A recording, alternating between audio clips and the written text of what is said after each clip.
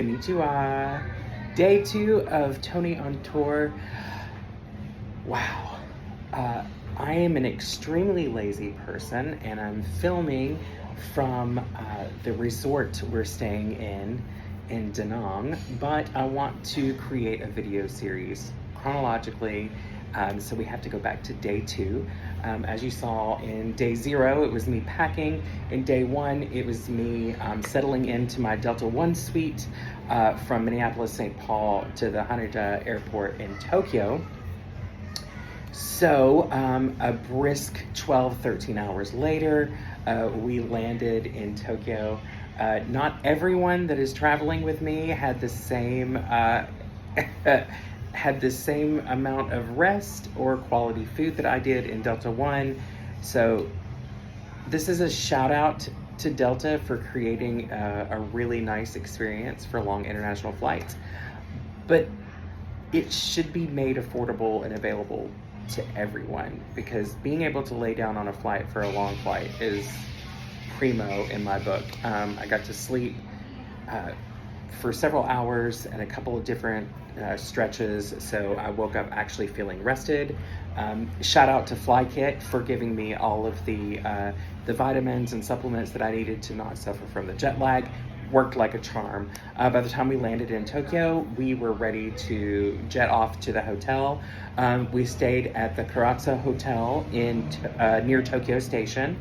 To our chagrin, when we arrived to check into our hotel, after our car had already dropped us off, we checked in to the wrong hotel. There's another Karaksa hotel called Colors, also near Tokyo Station. So my planning binder fell on the floor, and that's when I was ready to have my first of many breakdowns on our trip. When you have been traveling extensively and you think you have everything planned, you just don't. Things don't always go the way that you expect. So we did manage to get back to the correct hotel. It was only 5 minutes away, which is wild. There were 2 similarly named hotels in all of Tokyo that were within like a mile of each other. So we got into the hotel, then we walked over to Tokyo Station, went to our first Pokemon Center. My husband Mason is a huge fan of Pokemon. We all have a love of Pokemon, but his is near zealotry with how obsessed he is with all things Pokemon. So we went to the first of several Pokemon centers.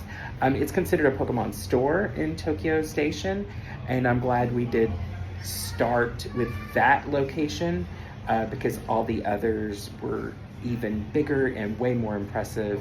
So it was a nice low bar to start, since there are no other Pokemon stores or centers outside of Japan. We went in and we were like, wow, this is really cool. But the best was yet to come.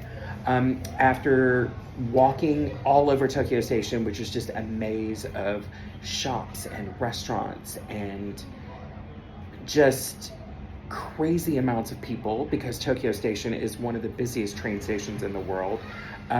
So it's like a mall and a subway system all in one space.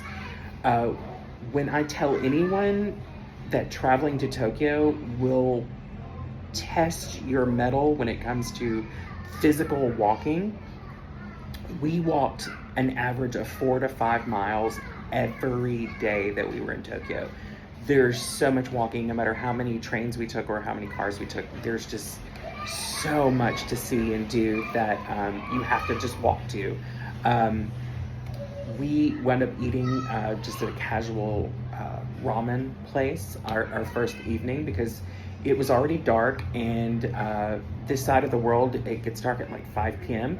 So we were feeling the dregs of being on an airplane for most of the day.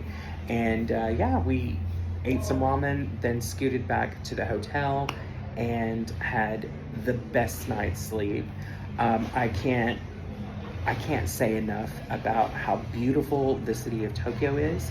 I cannot believe that the rest of the world has not taken note of what they do well, which is organize a clean city, organize amazing rapid transportation, and just are friendly and courteous their water pressure, their potable water. They have some of the best drinking water in the world.